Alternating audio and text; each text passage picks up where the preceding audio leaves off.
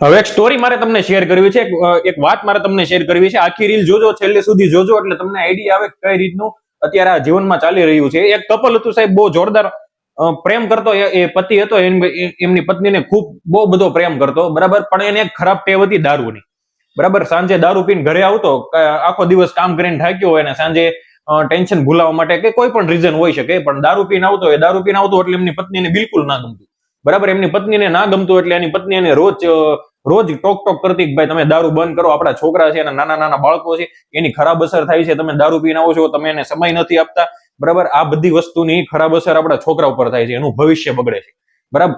પછી ક્યારેક ક્યારેક ઝઘડા પણ થતા, પણ જેમ જેમ દિવસો વીતતા ગયા અને એમની પત્ની એને રોજ સમજાવતી ગઈ, 6-8 મહિના 10 મહિના થઈ ગયા, પણ એક દિવસ એવો આવ્યો કે બે જોડે બેસીને વાત કરતા હતા. દારૂ થોડો ઓછો પીધો હતો, એટલે વાત એની પત્ની કરતી હતી કે ભાઈ તમે દારૂ બંધ કરી દો, આમ થશે તેમ છે, એની બહુ બધી નુકસાની છે, બરાબર. આ રીતે એમની પત્ની એને સમજાવતી હતી, અને પેલાનો નશો જેમ જેમ ઉતરતો હતો એમ એને સમજમાં પણ આવતું હતું કે ભાઈ આ દારૂ બહુ ખરાબ વસ્તુ છે, બરાબર. આવી રીતે થોડીક વાર વાત કરીને પછી સુઈ ગયા બંને.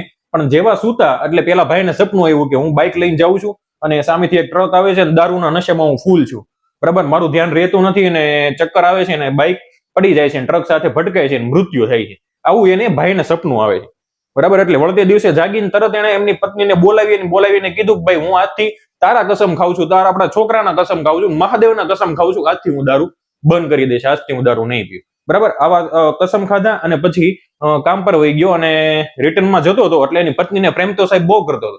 રિટર્નમાં ઘરે જતો હતો કામ પતાવી, તો એ આવ્યો ધનશ્રી ઇમિટેશનમાંથી એને ચેન લીધી, એને પત્ની માટે રિંગ લીધી, એના બાળકો માટે ચેન ને બ્રેસલેટ ને એવું બધું લઈ ગયો, અને ધનશ્રી ઇમિટેશનમાંથી બહુ બધી ખરીદી કરી સાહેબ. બહુ સારી સારી વસ્તુ એને ગમી, અને ભાઈ ઘરે ગયો, એની પત્નીને આપ્યું. એમની પત્ની બહુ ખુશ થઈ ગઈ, બાળકો પણ બહુ ખુશ થઈ ગયા, અને એ લોકો અત્યારે મસ્ત મજાનું સાહેબ જોરદાર જીવન જીવે છે, દારૂ વગરનું, કોઈ પણ વ્યસન વગરનું. તો તમે પણ કોઈ વ્યસન ના કરતા, દારૂ ના પીતા. કોઈ પણ અત્યારે વ્યસન ખૂબ વધી ગયા છે, આપણા સુરતમાં પણ કહું ને ઇન્ડિયામાં પણ કહું તો ડ્રગ ને ગાંજો નાન તેન તો બધા બહુ વ્યસન વધી ગયા છે. અને એ બધા વ્યસનમાં પૈસા નાખવા કરતા આપણે ધનશ્રી ઇમિટેશનમાંથી ચેન લઈને પહેરો, બ્રેસલેટ લઈને પહેરો, રિંગ લઈને પહેરો. અરે નો લ્યો તો કદાચ ખાણીપીણીમાં નાખો પૈસા, બાકી વ્યસન ના કરો ભાઈ, બરાબર. આ એક સ્ટોરી પણ હતી અને એડવર્ટાઇઝ પણ હતી આપણી દુકાનની. તો ફટાફટ આવી જાય ધનશ્રી ઇમિટેશનમાં, પેજને ફોલો કરવાનું ભૂલતા નહીં, રીલને શેર કરવાનું તો ખાસ ભૂલતા નહીં, બરાબર. ચાલો આવી જાજો.